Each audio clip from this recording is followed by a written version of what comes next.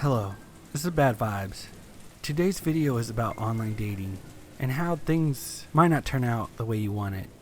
Joining me today is Stories After Midnight.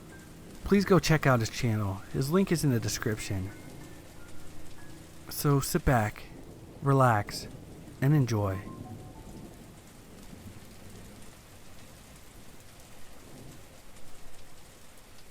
I posted this in a comment in another post, and another user suggested I share it here. So why not? So I've been on Grindr for about 10 years, 5 of which were legal. I'm not proud of it, and had plenty of messed up experiences. This one in particular reminds me of when I was at a party without my car. I was 19 in college, and my phone was at 10%, but a decently hot Grindr guy said he could pick me up, and we could hang out at his place before he drove me home. So of course I jumped on the opportunity. Anyway, we got to his place, and he got me pretty drunk, which isn't usual for me, but never tried to make a move. I assumed he was going to wait and just convinced me to stay the night later on. Finally my phone died after about 2 hours. The last 1% lasted a lot longer than the rest. And I didn't even have to say anything before he noticed it was dead. Then he stood up and was like, "Well, let's go to the car then." When I asked him if he had a charger that I could use, he just said, "No." After we got in the car, he got kind of quiet and less flirty, and I spaced out just enjoying his music and looking out the window.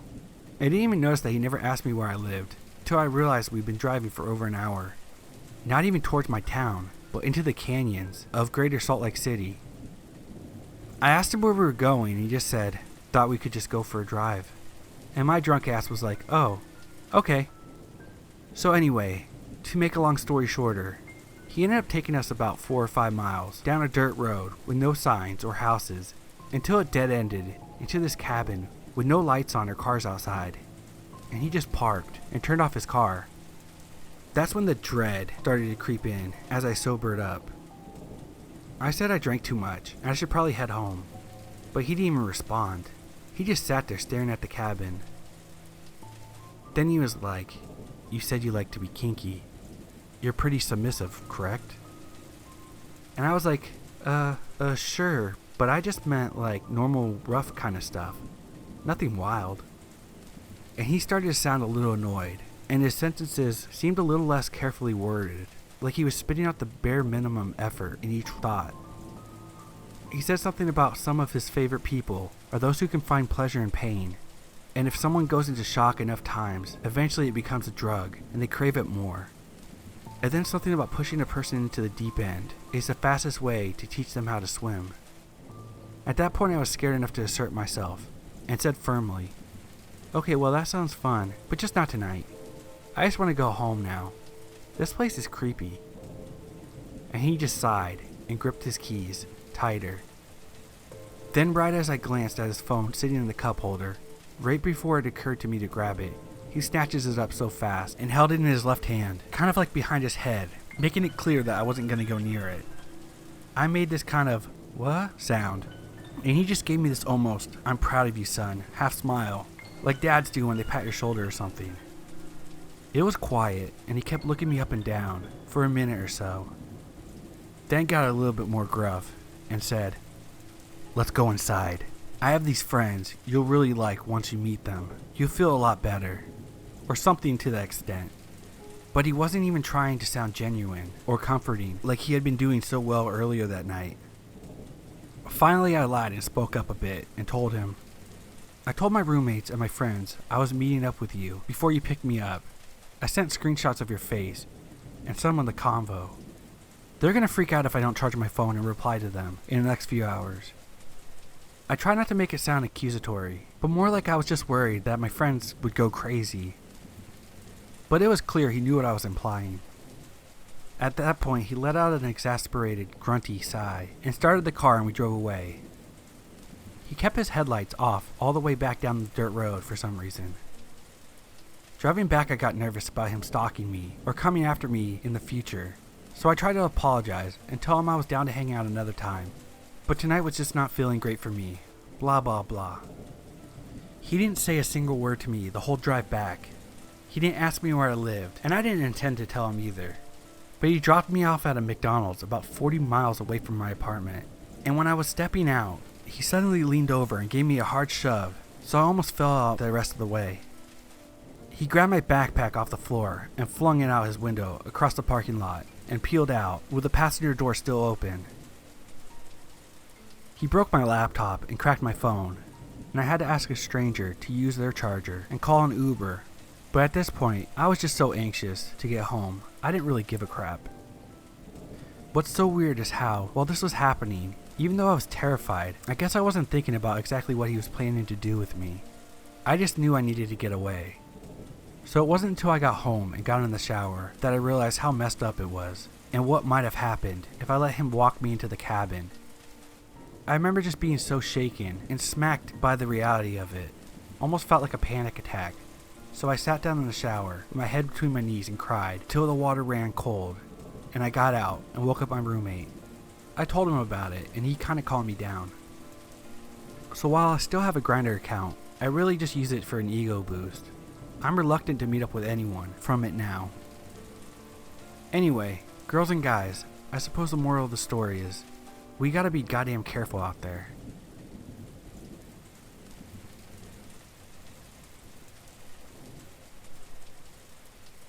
I should make this clear from the beginning. I have not always had the best taste in men. We'll get that out of the way now. After I split from my husband, and being hit on by the worst of the worst, my friend and I thought it would be funny to sign up for Tinder as a social experiment of sorts. At least then, I could control the men who talk to me, as well as provide my friends with hilarious screenshots. I will add, Tinder isn't all bad.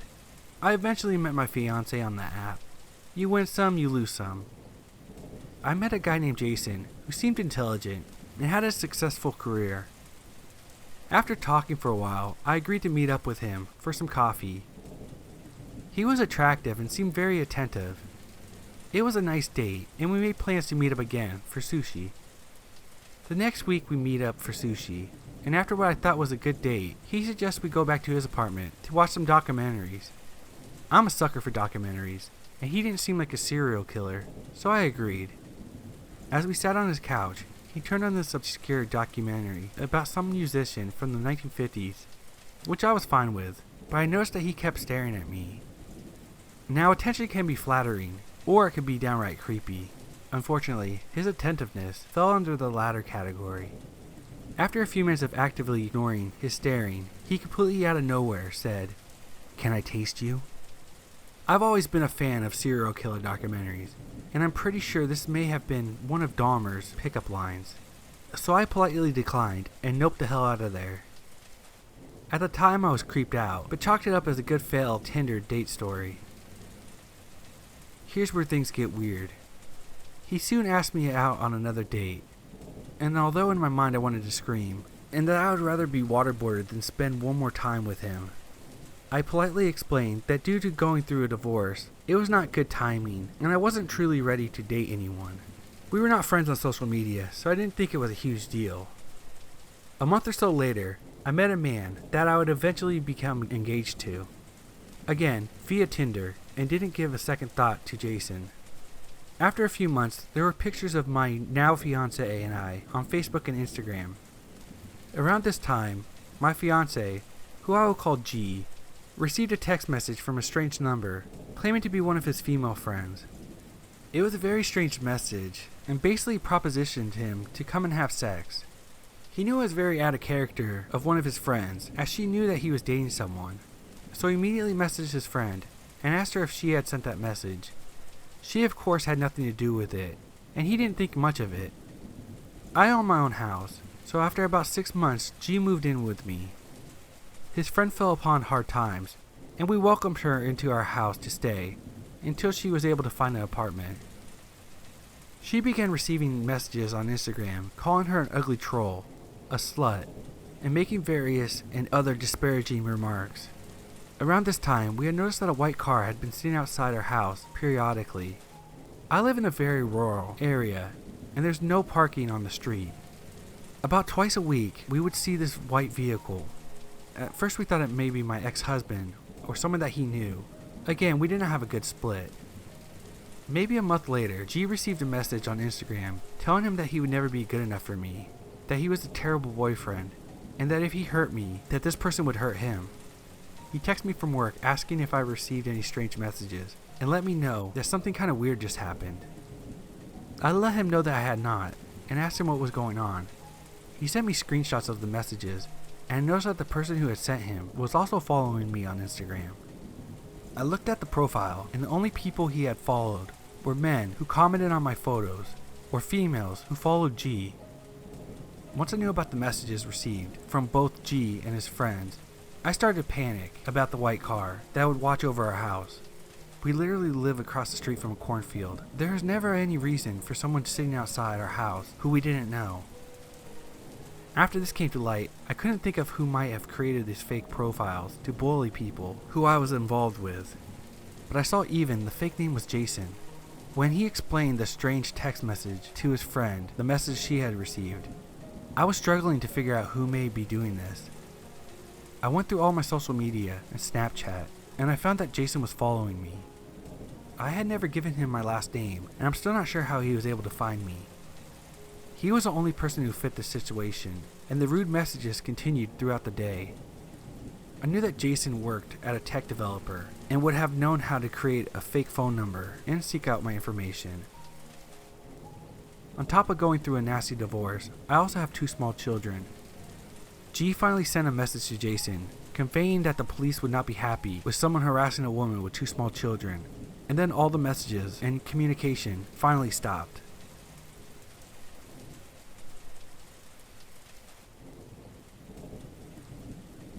I spent all night reading through these. Some of these stories are truly bizarre. It inspired me to write about my incident that normally I would hate to even talk about because it was honestly one of the most disturbing things I have ever experienced.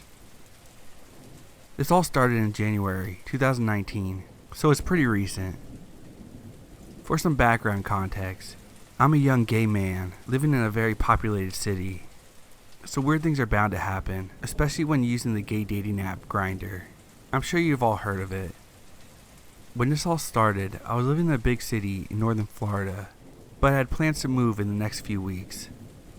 My 2 friends had came down to celebrate my moving away, and also one of their birthdays. We hung out in the city for a day, and then we drove to Miami together. It was a lot of fun, for the most part, but the story begins the last day of my vacationing there. We were at a brunch place, preparing to say goodbye to the city, and drive back home, so we could pack my things and relocate them to where I live now. I received a notification on Grindr saying that I had received a new message. I opened the message and it simply said hi, or something of that sort. It was from a blank profile, and it said it was sent using the feature called Explore, meaning this person wasn't local to Miami, but lived elsewhere. I replied, not minding the faceless profile, because a lot of men on the app weren't open with their sexuality, and didn't want to take the risk of people in their actual life finding out about them. We make small talk, exchange names and such. He seemed like a really nice person. He eventually sent me a few pictures of him, and he was very attractive looking. He asked me for my number, and I was so flustered by Miami and saying goodbye to my temporary friends, and I just gave it to him without thinking about what could come of it. I now regret this deeply. We texted over the next few days, and things seemed pretty normal. We talked a lot, just casual chit-chat, asking about our careers, goals, etc. Nothing strange. And then I noticed a notification from a Cash App that I had received $100 from a random username that I didn't recognize. The memo was an eggplant emoji. I was confused and started texting my friends, telling them that some random person accidentally sent me $100, and how he would have to send me more in order to ask me to return it, since that was the only way you could communicate on this app. We got a laugh out of this, and I decided to just return the money, because I would be really upset if I was on the other end of the equation, and I had generously donated that amount of money to some random person. Before I was able to do that, though, my new Grindr texted me and said, "Don't ask me for any more. That's all I can give you. I will block you if you ask me for any more." I was so confused. I never asked this man for any money. I have no idea how he even got my Cash App username. I know you can look people up by using their phone numbers, but I hadn't even linked my new number up to this app yet. I replied, asking how he got my information, but he wouldn't say anything about it. I guess I just dropped it because free money, and I'm an idiot like that. Time goes on and things are getting a little weird between texts. He begins to ask me to send pictures of my feet, which in itself isn't weird. I don't like to kink shame, but something just felt very off about him at this point. It's as if I was talking to a new person.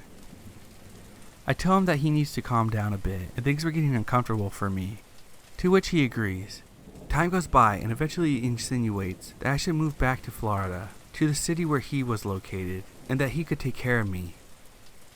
I firmly decline, which he says, "Well then, I will come to you." At this point, alarm bells are going off, and I'm thinking, I've got to put an end to this. I don't reply right away, and he tells me he's always wanted to come to my current city. What? How the hell did he know where I live? I didn't give him any of my social media, or even if I had, there's no way that he could have known because I intentionally withheld that information online about me relocating, as I was tired of everyone knowing my business. I've always had my location on Grindr set to off, so he couldn't see where I was, or how many miles away I was from him. I told him at this point, he needs to leave me alone, and I didn't wish to talk to him anymore. I didn't block him though, because I was starting to get paranoid, and wanted to have record of things he would say in case shit got super weird, which of course it did. First, he told me that he was sorry for lying, and sent me a few pictures of what he actually looked like. I hate to sound like a jerk, but something was seriously off with the way this person looked. Almost every picture had a big, disturbing smile and wide eyes staring directly into the camera, very close up. He was probably in his 30s and looked like he didn't take care of himself very well. His skin was uneven and gray, and he had a short beard that looks like it hadn't had any maintenance at all, if that makes any sense. One of the pictures looked like it might have been an accident, because his face was blurry and was very angrily looking into the camera, with a hateful, evil expression on his face. He also sent me one of his mouth, but only his big smile picture. Nothing else was in it. There was pictures of his apartment as well, and it looked almost empty, other than a small table with photographs of unknown people on it. Also a fire hydrant was in there. It was very weird. I didn't reply to any of these, and that resulted in a sting of angry texts from him telling me that he wished he never met me and that he hates me. Throughout all of this weird, uncomfortable, and filthy texts he sent, there were a few disturbing things. He sent me a link to his YouTube page, which I did end up viewing, and his videos were him just literally talking to himself and making jokes to himself. There were about 10 plus of them, and I was the first viewer, although the videos had been up for months. If that wasn't weird enough, whenever he would pause in between sentences in the videos, I would hear faintly in the background what sounded like muffled screaming, and every so often after hearing the screaming, I would hear him hold back a very high-pitched, sinister laugh that sounded nothing like him. I could tell from the sound quality that it was something that this man was producing, and not a bystander. Most of the videos have since been deleted, and I don't know why. I write poetry, and at some point he was begging me to send some of my poetry. He also sent me a link to WordPress, which I also viewed, and the poems are somehow actually written by him, like extremely beautiful poems. But I realized that the things he was saying in them made absolutely no sense. I tried analyzing them any way I could, because I was trying to figure out what was wrong with this guy, and none of them made sense. He would randomly send me small amounts of money on the app, I guess in an attempt to get me to talk to him. Fast forward a little bit, and I was still receiving messages from him every 10 minutes that I wasn't replying to. These were weird. Here are what some of them said. "Did you block me, you little bitch? You want to put me out of your life, you little bitch? That's fine. But it's an irreversible decision. When you push me out of your life, you don't get me back in when you feel dumb about it later. And you will. I'm the best thing that has happened to you in years. It's a privilege to know me. You want to clear a space out for someone more deserving? Because you're an uppity little bitch. Not a problem. You're not getting rid of me." I withheld some of the more vile and descriptive ones, describing what he would do to me sexually, because I don't like to read them or think about them. He would also reply to his own text almost instantly, and apologized for what he said and told me, please don't go, and things like that. I finally broke down and told one of my best friends about this, who was also gay but very muscular and protective of me. I don't know, he just makes me feel safe somehow, and I didn't know who else to tell. He immediately got real mad and took my phone and called him. He told him aggressively that he was my boyfriend and the creepy Grindr guy needs to stop reaching out. Grindr guy was silent, then suddenly starts hysterically laughing and making the most inhumane, god-awful noises I've ever heard.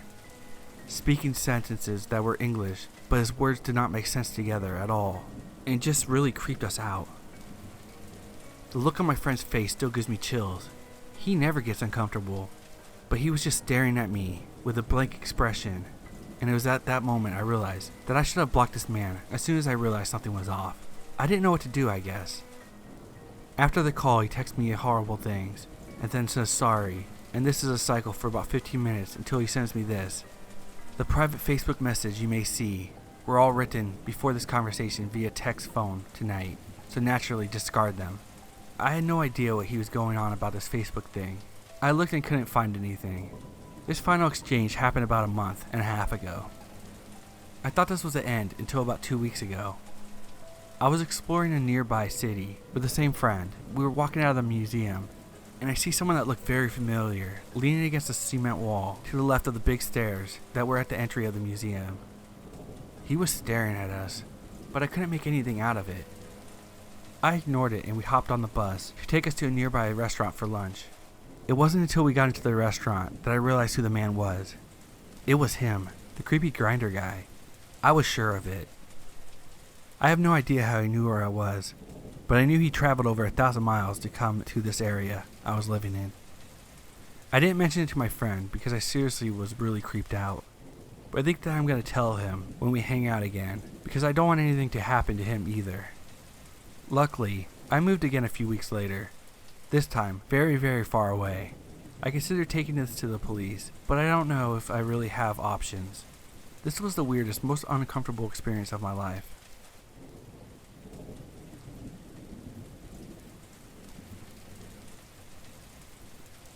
Hello again. I've posted a few times on here about some of my creepy experiences, which have received some positive feedback, so I thought I'd share another.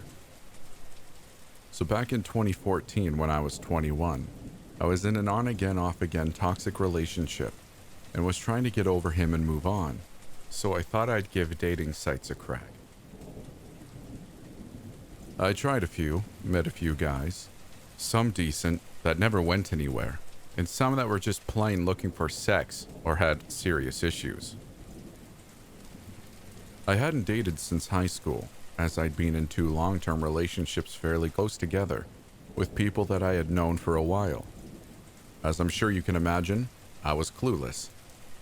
I wasn't used to guys trying to trick me into sex or leading me on, or even how dating really worked. How many days after the date do I wait to text him? After a few failed attempts to find someone, I thought I'd broaden my horizons and really try to find someone serious. At the time I was talking to a couple of guys. The one that stood out was really nice. If not a slightly simple guy who I had a lot in common with, Liam. I didn't want to put my eggs in one basket, so I started talking to another guy that wasn't really my type, physically or mentally. But he was smart and funny, so I thought I'd see how things played out, seeing as most of the guys that I picked based on gut feelings turned out to be terrible. This man who I nicknamed Guy, can't remember why now, but it was a running joke between us, was very, very persistent and very cocky, which I wasn't really into, but he seemed like a cool guy on the other hand, was very knowledgeable, quick-witted, and easy to talk to. We spoke on the phone a few times, and it was a reasonably good experience, but there was something about him I just didn't really like. As I mentioned previously, he was quite cocky, and used to do little annoying things like hang up without saying goodbye, and had an arrogant, pushy demeanor. One day on the phone, I pulled him up on it, and told him I believed that it was all a front, and that he wasn't that arrogant, and he was a lot nicer than he let on. I also picked him up on he had an ex-girlfriend, who broke up with him because he was too much of a pushover. So he decided that women like guys that were on the arrogant side. I told him I didn't at all, and I spoke to him because I felt there was something more than that to his personality. I also picked him up on little things in his profile, such as not liking fat chicks and other things. I am a bigger girl, so I asked him if that was a problem, to which he responded that it wasn't. He had just written that to make himself look better. I accepted his excuse and hoped for the best. I decided I needed to try different kinds of men if I wanted to find someone, so I gave Guy a chance. He often suggested meeting at his place over pizza and movies, which I wasn't quite comfortable with, so I suggested he come out to a club with a few friends, which he declined, and tried to convince me to come back to his place, to which I wasn't really keen on. After he clicked on that I wasn't coming over to his house in the middle of the night, he suggested we go out for coffee. As I didn't drive, he suggested that he'd pick me up, which I didn't really think was a good idea, but agreed in the end. We decided to go to a local coffee shop that I was quite fond on, which was open throughout the night. At around 8, he picked me up, and we exchanged pleasantries, and once we were seated, I was genuinely surprised by his attentiveness and how much interest he displayed, asking me many questions about myself. Still, something didn't sit right. It wasn't that I didn't like him, there was just something that made me feel uncomfortable. All went well, we chatted about this and that, until the questions took a strange turn. Have you ever just kissed anyone just simply because you were horny? He asked rather loudly, considering we were in a crowded cafe. I was taken aback and embarrassed and hesitated before stuttering. No, not really. I think that's more of a male thing. I can't say I've done that. No. Sounds sexist. Shut up, I was under pressure. He then asked me a few more innocent questions before switching the topic back, asking if I liked oral sex and other oddly worded questions that I can't remember. Sexual questions that were unusual. I lightly told him that it was rude to ask me that, but still was tolerant of him. I've encountered many douches, and at that time, I felt it wouldn't get much better. Not long after this, he suggested we leave. By this, I thought he meant part ways, as he knew I had to meet up with a friend not long after coffee. I was wrong. We went to the counter, and he offered to pay, to which I declined. Luckily he did, because ironically I had left my wallet at home. I felt like such a cliche, but felt super guilty, as it makes me feel bad when anyone pays for me. When we got in the car, he started to drive a different direction to where I lived, which was 5 minutes away. I asked where we were going, and he pulled up in a street nearby with little to no streetlights that was extremely dim, and parked outside a random house. I asked him what we were doing there, and he told me he wanted to talk in private, to which I responded that we can talk in private out front of my house. He argued that it wouldn't be private, and that people would look out of windows. I stupidly told him that no one would, because only my sister was home, and I would text her not to. He kicked up a bit, and got slightly angry before agreeing to take me home. This should have been enough for me, but no. I was naive and lonely. When we parked out the front of my house, we started talking, and he tried to lean in to kiss me, to which I kept pulling away and giving off negative body language, but still was friendly. After a bit, he started asking me to look at him, to which I made jokes. Sometimes in stressful situations, I make jokes to clear the tension. Bad habit. And kept my distance until he basically turned my head and kissed me. I just went with it, as I was lonely and thought he wasn't that bad looking, and I reasoned that a kiss was just a kiss. After a few seconds, I tried to pull away, and he pulled me into a bear hug, to which I half-heartedly tried to get out of, but gave up and continued kissing him. A little while later, I tried to pull away, and he put me in almost a headlock type hold. Still, somehow I wasn't concerned enough to get the F out of there. We stopped kissing after a bit and continued talking. He asked if I'd sit in the back seat with him to cuddle, to which I hesitantly said yes. Once we got in the back, we cuddled and talked, but then he kept grabbing at my chest and my crotch. I just kept telling him to stop because it was pissing me off. He was doing it in a jokey way like, "Whoops, accidentally brushed your boob." I didn't take it too seriously until it happened a few times, and I told him that he had had his feel, and enough was enough. I wasn't good at saying no to men back then, not that it's any excuse. After a couple of times, I said I was moving the other side of the car so he couldn't touch me. I sat there, and we continued talking, when all of a sudden, he reached out and pulled me in for a cuddle. He was playing with my hair when all of a sudden he pushed my head down, hair wrapped in his hands. I was confused, and tried to push my head back up when he roughly pushed it down again. I realized what he was doing. I don't know how I did it. Guy was around 6'2" and 120 kilograms, but I managed to get myself out of his grip and get out of the car. As I was getting out, he yelled out to come back, that he didn't do anything. "You know what you freaking did. Thanks for the dang coffee," I said as I slammed his door in his face. I walked quickly, but steadily to my front door even though I was petrified, as I didn't want to give him the satisfaction of seeing me running. He continued yelling out that he had done nothing wrong the whole time I was walking. I banged down my front door and my younger sister opened it to see me in tears. I told her what happened and eventually settled down. I swiftly blocked him on Facebook and vowed never to talk to him again. I kid you not, 3 days later while at work, I received a text message from him. "Hey, you want to get coffee tonight?" No. Why reply then? After an hour of no response. I see what you did there. I'm just curious, why'd you even bother asking? Because I think you're cute. I'm curious why you're answering. I sent a picture that read, "You smell like hidden motives. Get away from me." Pretty sure my motives tasted fine when my tongue was down your throat the other night. I never made contact again after that and blocked his number. A few years on, I was telling someone about him and decided to unblock him on Facebook to show her when I noticed that I had now had a mutual friend. The mutual friend was a girl I had been extremely close with in high school, who confessed to me that she had been raped from a child onward. I was the only one she ever told, and I helped her find the courage to put the piece of crap away. So naturally I freaked and messaged her. I told her the whole story, and she was stunned. She told me that he worked with her and now lectured something to do with justice at a local university, which was laughable.